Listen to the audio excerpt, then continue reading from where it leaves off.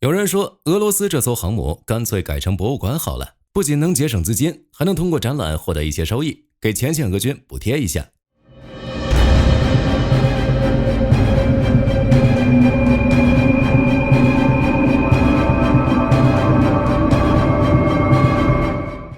2025年6月，一张照片的曝光，让苏联海军最后的骄傲库兹涅佐夫号航空母舰再次露出了真容。这艘仍在进行技术改进中，不知道什么时候才能改造完毕的航母，仍在一个几乎被人遗忘的角落停摆。看到这张最新照片，只能说俄罗斯人修旧如旧。库兹涅佐夫号仍然停留在摩尔曼斯克码头上，外体加上了施工围挡，但从舰体、舰面以及舰岛3个部分的维修情况来看，可谓是触目惊心。库兹涅佐夫号舰体依旧锈迹斑斑，不仅在左侧岛台结构存在大片锈迹，甚至还出现了大面积表面油漆脱落的情况。虽然没能展示甲板上的情况，但依旧可以看到，在滑跃式起飞甲板前端、中段依旧存在大量临时搭建的工作间。这些工作间在2023年时曝光的照片中已经存在了，在经过2年之后也没有什么大的改变。当然，飞行甲板主体上的杂物少了很多，最后则是舰岛部分被脚手架包裹得严严实实，烟囱表面的防锈漆已经被去除。总的来看，这张照片应该就是库兹涅佐夫号最新状态。毕竟历史卫星图片显示，库兹涅佐夫号每个维修阶段的装备还是比较明确的。比如甲板前方的工作间是在2023年后出现的，当时舰岛还没有搭建脚手架。如果这张照片真是2025年6月拍摄的话，也许说明了库兹涅佐夫号真的没救了。别的不说，单看舰体锈迹斑斑的状态，就说明这2年的维修没有任何进展。所以它还有救吗？目前俄罗斯唯一拥有的航母就是库兹涅佐夫号航母，虽然已经是俄罗斯第3代航母，但却是苏联时期建造的，同时也是苏联第一艘真正意义上的航母。1982年建造，1985年12月下水，1991年1月正式入役。但从入役那一刻开始，库兹涅佐夫号传奇的一生便开始了。1991年年底，苏联解体时，库兹涅佐夫号正在黑海训练，乌克兰让其赶紧返港，于是库兹涅佐夫号连舰载机都没有装备，便提桶跑路，直接跑回俄罗斯加入北方舰队。然而刚分家的俄罗斯一穷二白，库兹涅佐夫号刚加入北方舰队便开始了冬眠，一口气睡了3年多。在俄罗斯缓了一口气后，想起来还冬眠这一个大铁疙瘩，于是便打算重启库兹涅佐夫号。但你想想啊，库兹涅佐夫号从建造到服役，再到后面的冬眠，完全没有人进行保养。想要形成战力，同时适应现代化改装，俄罗斯必须对其进行升级，然后再配合苏33舰载机进行海试。然而库兹涅佐夫号每次出门需要先烧水60个小时，结果碰上了船员将海水当淡水加入航母，直接导致管道爆裂，从此就落下了病根，不是等着修就是去修的路上了。即便如此，普京也想让这艘航母拥有作战能力，并在2000年之后不断进行各种训练与演习。2012年，俄罗斯计划用5年时间对库兹涅佐夫号进行改造。2016年，叙利亚发生战事，刚结束船坞维修的库兹涅佐夫号前往冲突区域，航行时黑烟滚滚，北约在几十公里外就发现库兹涅佐夫号航母。然而从启程到返回俄罗斯，仅2个多月的时间就重新进入工厂大修，时间持续了近3年。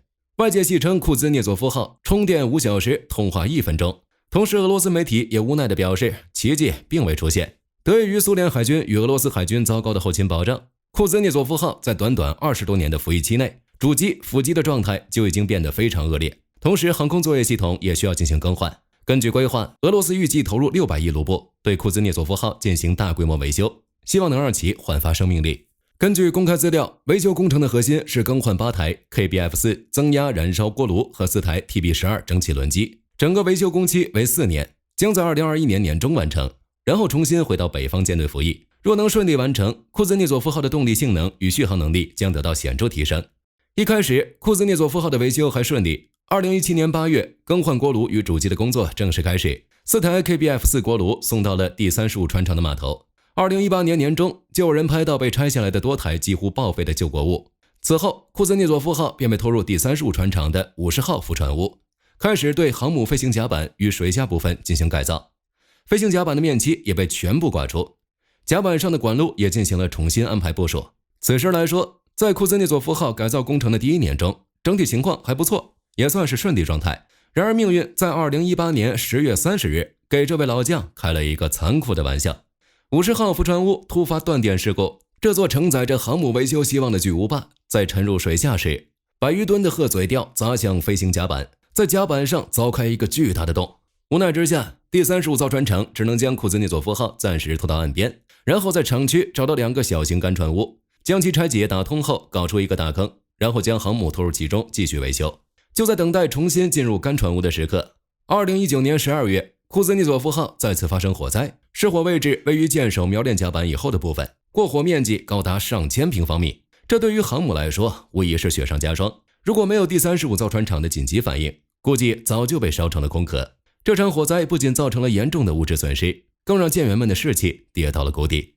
2020年，库兹涅佐夫号被拖入新的干船坞内继续维修。从此时开始，维修工作基本陷入开摆的状态。时任俄罗斯国防部长的绍伊古在2020年下半年、2021年上半年2次特意前往造船厂开会，并现场监督维修工作。结果第35造船厂给出了一堆理由，比如没有维修资金，甚至还给出了极夜影响施工的离谱理由，让绍伊古满头黑线。既然和你说不通，那你就和俄罗斯联邦安全局说去吧。于是在2021年7月，俄联邦安全局对第35造船厂进行了反腐行动，直接抄了造船厂，从上往下都被抓走了。而此时的库兹涅佐夫号维修计划也基本变成了一场闹剧，厂方一副你不给钱我就不干活的架势。俄罗斯海军还在争议到底还要不要将其留下。在各方扯皮之下，库兹涅佐夫号的维修进度越来越慢。随着乌俄冲突的报告，俄罗斯的军费开始向空天军与陆军全面倾斜，本就地位低下的海军更是越来越不受重视了，甚至外界都不再关注俄罗斯建造什么新舰艇之类的消息。2022年年底，俄罗斯再次传出消息，称库兹涅佐夫号将在2030年完成维修。但此时的乌克兰战场上，俄军在哈尔科夫战役中处于劣势，所谓的完成维修工程，更像是普京为了稳定前线俄军的宣传策略。果不其然，2023年并未完成航母维修。最近一次关于库兹涅佐夫号的消息，还是在去年7月放出来的。当时俄罗斯海军宣布重建舰载机部队，预计在3年左右的时间里，让舰载机部队重新具备舰上运作能力。这就意味着，即便一切顺利，库兹涅佐夫号恢复战力也要到2027年了。然而在看到最新照片之后，2028年都有些悬。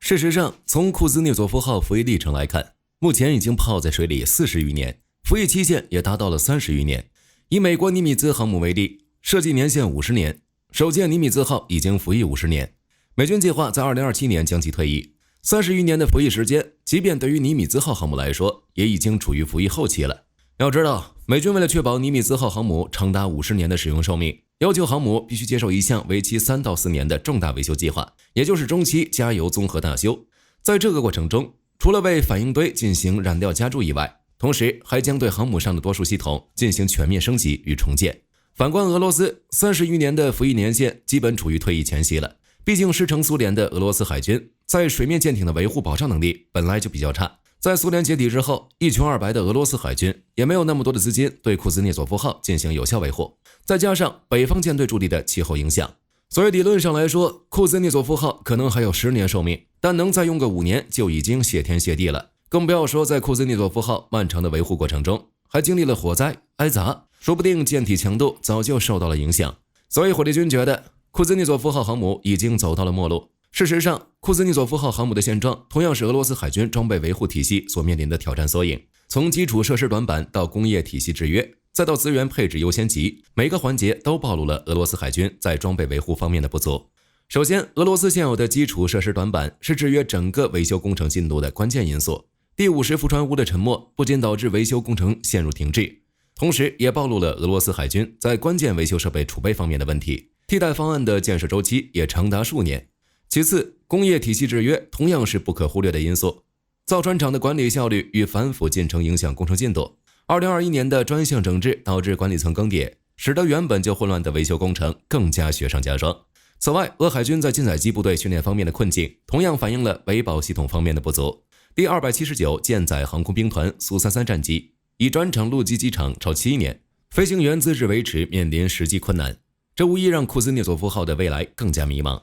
最后就是乌俄冲突的影响，导致海军预算从2021年的 20% 下降到 17%， 装备更新计划受到严重制约。在陆军与空天军瓜分军费的情况下，海军别说建造新舰艇了，能维持现有舰艇的战力都存在着许多困难。这也是为什么库兹涅佐夫号的最新照片出现后，有人提议干脆将其改成博物馆，可能是最好的结局。但若是失去这艘航母，俄罗斯将成为联合国常任理事国中唯一没有装备航母的国家。火力军觉得，从2017年开始，俄罗斯就已经是一个没有航母的国家了。外界普遍认为，俄罗斯没有能力将其修复并恢复战力。俄罗斯只是不想沦为5常中唯一没有航母的国家，所以才硬撑着不让退役。值得注意的是，在2016年，俄罗斯曾提出建造一艘10万吨级核动力航母，但目前仍停留在 PPT 阶段，造不出新航母，修不好旧航母。苏联时期的造船业中心在乌克兰，也就是尼古拉耶夫造船厂，那里拥有建造航母所需的大型船坞、配套设施以及经验丰富的技术工人。所有苏联航母都是在乌克兰建造的。苏联解体后，整个军工产业链断裂。俄罗斯虽然继承苏联大部分军事遗产，但在大型水面舰艇建造上失去了最为关键的一环。俄罗斯拥有的造船厂中，有的精于核潜艇，有的专注于打造护卫舰与常规潜艇。远东的红星造船厂规模虽大，但主要承担组装与维修任务，没有一家造船厂具备独立设计、建造大型水面舰艇的完整能力与经验。火力军可以断言的是，俄罗斯想要重新拥有航母，只剩下2条路：其一，从国外采购；其二，就是发展闪电航母。但值得注意的是，能承担得起他国航母订单的国家可不多，可以说是屈指可数。同时意味着俄罗斯彻底放弃本国造船业的发展。要知道，目前的俄罗斯造船业主要依靠军舰订单与少量民船订单维持，若是连航母这种重大项目都外包，无疑承认本国造船业已经无可救药。采购航母同样存在资金问题。美国最新型的福特级航母造价超过130亿美元，而俄罗斯在乌俄冲突爆发之前的年度军费也才600亿美元左右。采购一艘重型航母需要花掉海军大部分预算，发展闪电航母是另一个选择。随着垂降战机的发展，2栖攻击舰已经可以承担部分航母功能。相较于常规航母，2栖攻击舰的建造周期短，资金需求小，技术门槛低，所需要的基本门槛也比航母要低，更符合俄罗斯的实际需求。但这也只是火力军的猜测，毕竟在未来10年，普京还划拨8万4千亿卢布预算，通过10年时间让俄罗斯海军走出困境。从普京的计划来看，未来10年内，俄罗斯海军的建设仍将以核潜艇作为核心，继续发展水下力量。然而，水面舰艇的发展仍然存在明显限制。尽管普京曾在2011年提出建设至少2支航母战斗群，但至今仍未有实质进展。